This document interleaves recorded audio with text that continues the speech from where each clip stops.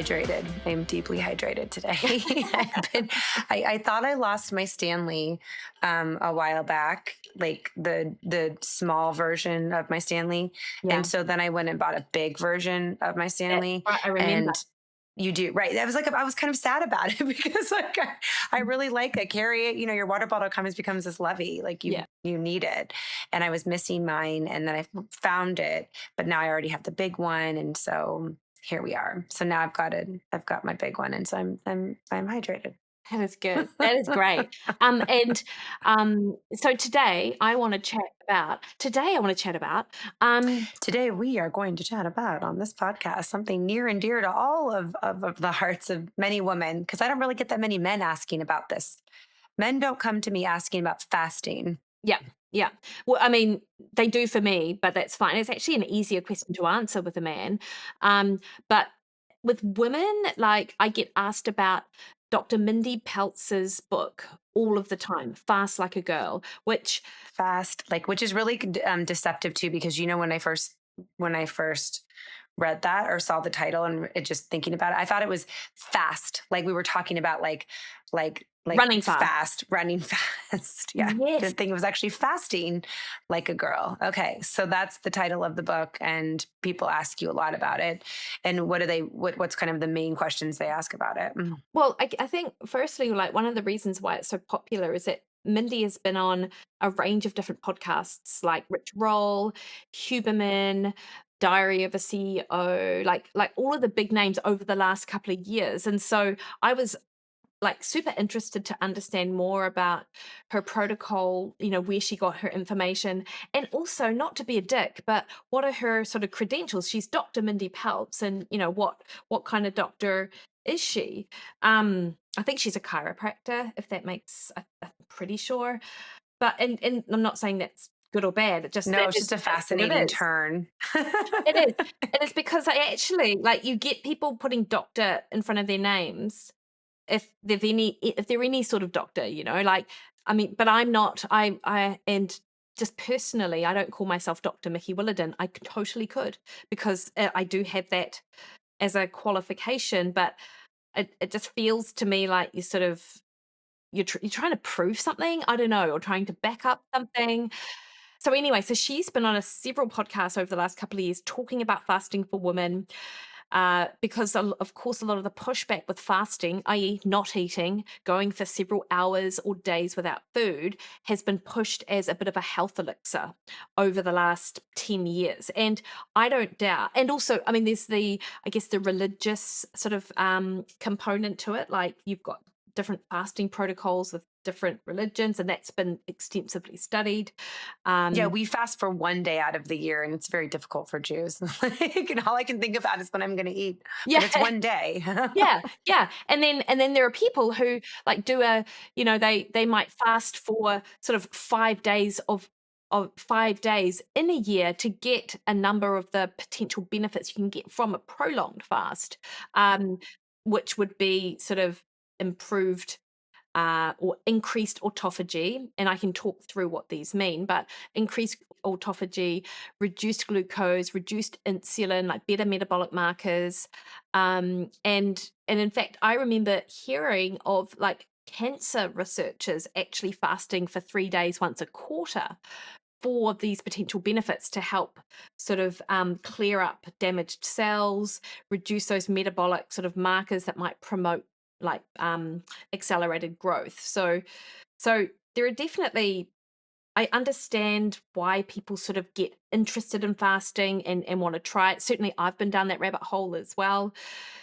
But I think that takes a next level when you have the likes of people like Dr. Mindy Pelz sort of writing books, Fast Like a Girl, and suggesting there is a way to fast if you're a woman, which is safe and healthy, and it's something that we should all consider doing. I guess going back to the reasons why people would think to fast in the first place, and there isn't anything else that would mimic the same. There's nothing else you can do for your body that would give you the same effects as a fast. I'm asking that question. Yeah. And it's kind of a weird way to ask it, but does that make sense? Okay. It's a great way to ask it, actually. So it depends on what level, why you're fasting. So the what type of benefit are we talking about? Because there are several things which fasting does, which can absolutely be sort of attained through other measures, like exercise, for example.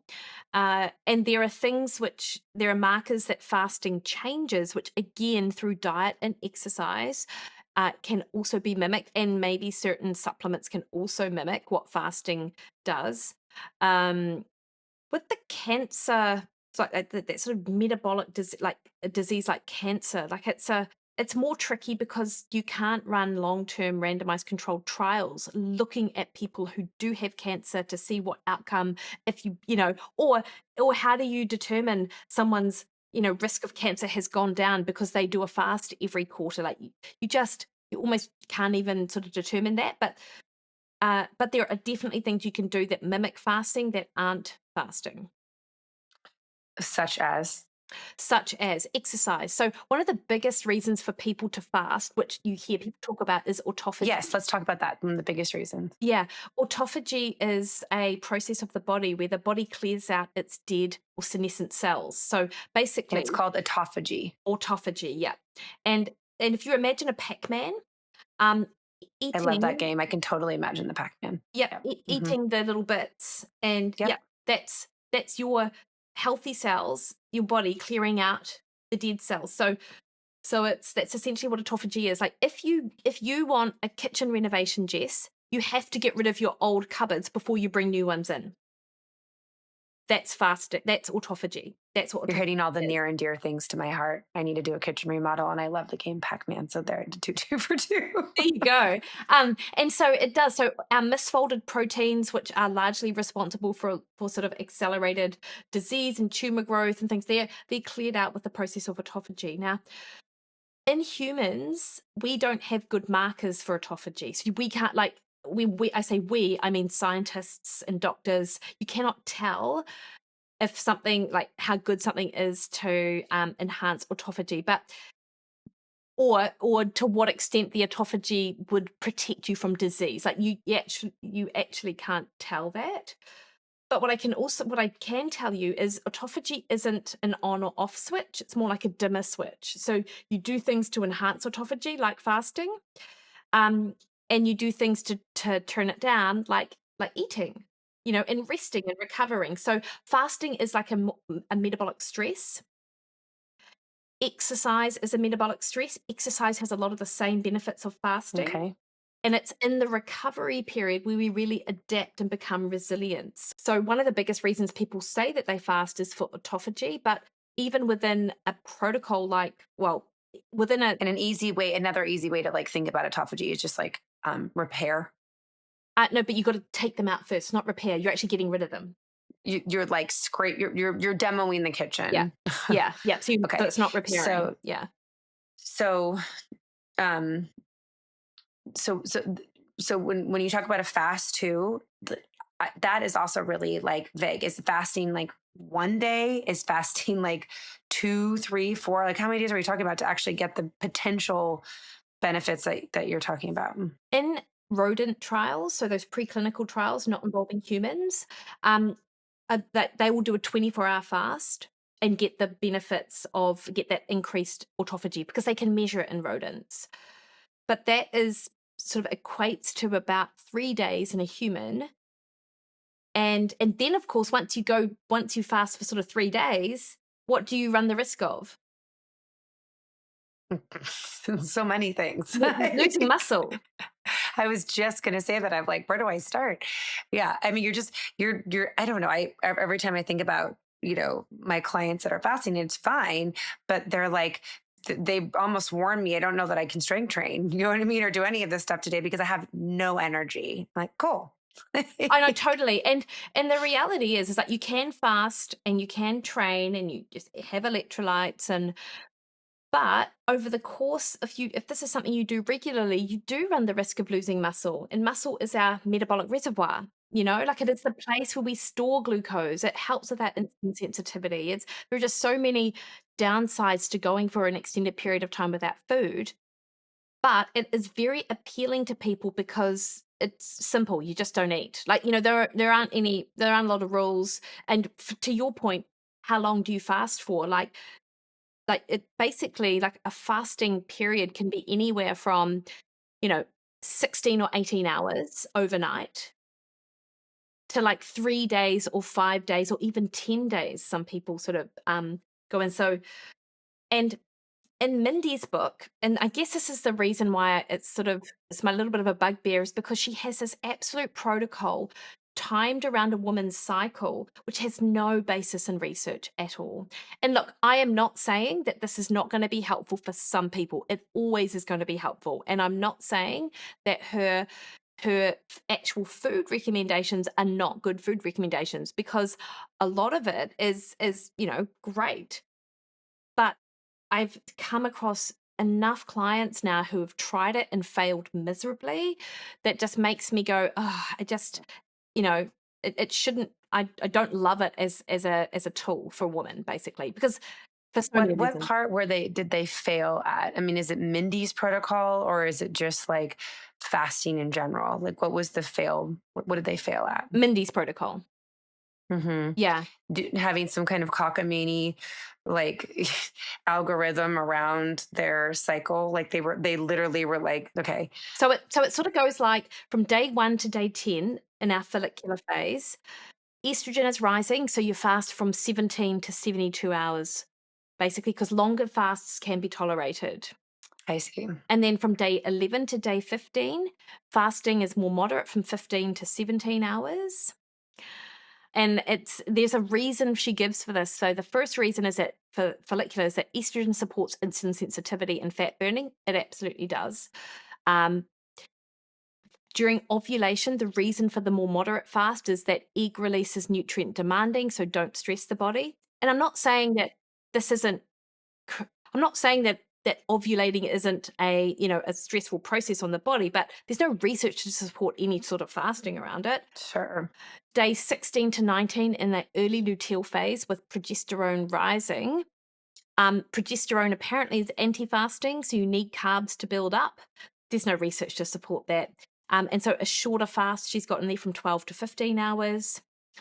And then in the late luteal phase, that sort of days 20 to 28, which of course no one has a 28-day cycle, but I mean, some women do. Then, no, don't fast, because fasting stress worsens PMS. And again, I don't disagree with that. It totally does. What I disagree with is the premise that this is based on solid science, and it's based on no science. First of all, fasting seems challenging enough physically on your body and frankly psychologically too, right? It Because can you're not be. really eating. So I kind of think like adding the other stressor of this weird protocol around your cycle just seems like another stress to an already quote unquote semi-stressful situation. So I don't, it certainly wouldn't be something that would be appealing to me. I just assume follow a protocol that's a little bit more, I guess easy to follow, right? Yeah, and I think this just sort of speaks to our our brains are sort of almost entrained to go to something a little bit complex. Yeah. Like if it's more complex, then it must be more science. Yes, that's true. If I have to push a little bit and it's a little bit harder, then this is clearly, this is going to be good for me. I also think that when people struggle with the certain reasons in their mind, they're like, well, I should be struggling because it shouldn't be easy for me. But this just makes it complicated. It makes it harder than it needs to be.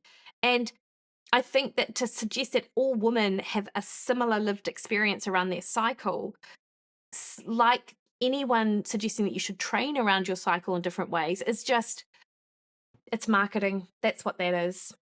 I was just going to say, I think so much of the conversations that we have, but then, when we're having these conversations or questioning is just debunking marketing. You know what I mean? Like how really, how affected are you? How useful is that? I always say that, this podcast, always dream and continue to, is that we can kind of help you weed through the information you need and the information that you probably don't, and that, kind of what's coming to you. But people love to have a good perimenopause strength training routine, or menopause strength training routine, or fast like this during your cycle. And it's kind of ridiculous, because I think if you're interested in fasting, you know, learn more about it and try it and do it. Nothing says, like, nothing's going to happen to you if you try it for a couple of days. You know what I mean? Like, see how you feel. Right. But I think adding additional layers to it, I don't think the benefit really would outweigh it for me. I think, you always said to me, like, and I've always said this to clients, I always say, well, they'll say, when's the best time to work out, or when's the best time to train? I said, I have a very easy answer to that. Whatever you're going to do consistently. 100%. That's the answer. Like, whatever you think you can do that's logical to you and that you can do regularly is the right answer. And it's the same thing here. You want to put all these rules in place and fast around your cycle in some cockamamie style, go ahead.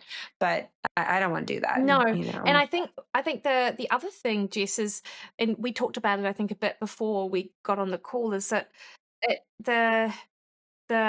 this just again focuses on restricting food, like, and and this, it's sold, this sort of eating protocol or fasting protocol is sold like to, use the healing power of fasting to burn fat, boost energy, and balance hormones. And I don't, and I would say that a lot of people moving from that standard Western diet to something like this program, it would actually probably benefit quite a lot, because of the diet principles she's got in there, and people will be hyper motivated to follow them. But for the people who might also be like the clients that I get, who are drawn to a book like this, they're already eating well. They're already doing a lot of the good things, and there are just some, and if anything, they need to offload stress. They don't need to add a layer of fasting stress on. Well, you just said you know what I mean? It's like, to me, that is another stressor to the body. I mean, and it's also nice to have the other ways that when we started talking about it, and we should have more conversations around fasting, because it does come up. And maybe next time we talk about the difference between fasting and cleansing, right? Like, that is a really good one, because those two things come up all the time. Because what you just said in the book, eat this way to burn fat and regulate hormones. And there was a third thing there. And I don't know a single woman that doesn't. What was the third thing? Burn fat, boost energy, balance hormones. Hormones. I mean, if there was ever one massive paragraph of words, you know what I mean, that you just spoon fed to the majority of us, I'm like, yes, give me all of the things. Freaking razor. Yes, I'm like, I'll take that. Yeah. But that, can also be achieved in these other ways too, right? In your programs, and you know what I mean? This is exactly what you're hoping will happen for your clients too. So that fasting is not the only way to get there, my friends. And actually, fasting is probably the least helpful way to get there. So also, know this. Again, with that being said, I've certainly thought about it myself. I'm curious. I had to do a colonoscopy not that long ago, and I just, was kind of forced into it. And I was like, how do I feel? How do I feel? And it was like, I don't know. I mean, it wasn't terrible, but yeah, I at some point I was so hungry, I would have given anything in the world to have a chicken breast and a salad. So what I found is that I was consumed with food. It was stressing me out, because I was just so, like, literally I couldn't be productive in these other areas of my life, because all I could think about was when I was going to eat. Totally. And I think, I don't know. And the other thing is, a lot of women are drawn to it. They will talk about autophagy, but what they really want is weight loss. And it's unnecessary to not eat in order to lose weight. Like, you can eat a truckload of food, as you and I have talked about, and still lose weight. So I just don't love that sort of, like, even though it's not unnecessarily pushed on as a marketing on the front of this cover, so many women, and we just know this as women, will be drawn to this because it's fasting, it's not eating, and we're hoping it's going to improve our body composition. But that's what strength training and protein and actually eating is for. Amen. But for the love of God, I mean, it's like the amount of times that people that still, no matter how educated and wonderfully fabulous they are, still believe less is more, and more is more. right? So eat more protein and just take care of your body, but think that just try thinking differently about this whole process. That's my goal, Yeah, nice one. because it sure would be amazing. Yeah. What are you grateful for today? I am grateful for having the opportunity to chat about this in a way, in an unfiltered way. I feel so blessed to have a podcast where we can talk about things and not be censored. Yeah. Do you know what I mean? Like Yeah. it's a huge gift Yeah. to be able to like be able to share your experiences and be able to not feel like you have somebody, telling you what you can and cannot say, but really talk freely. Cause this is what people want to talk about. Oh, totally. They want to sit at this table and they want to have these conversations. They don't want filtered, regulated communication. They want real, honest, open communication. And this is 100% it. But please, please, please. I mean, maybe there's some Pac-Man-esque qualities. I cannot for the life of me fucking remember this word. What is it again? Autophagy. Autophagy. Thank Autophagy. you. Yeah. That so that concept I'll have to we'll keep talking about it and I'll explore more. But so there's some kind of things that fascinate me about demoing in order to remodel. Yeah. But I still think that the not eating piece to get, to where you want to go is just also illogical in some ways too. No, I So totally agree. Lovely, Jess. here we Well, are. have a lovely rest of your evening. Thank you. You too. Bye. Bye.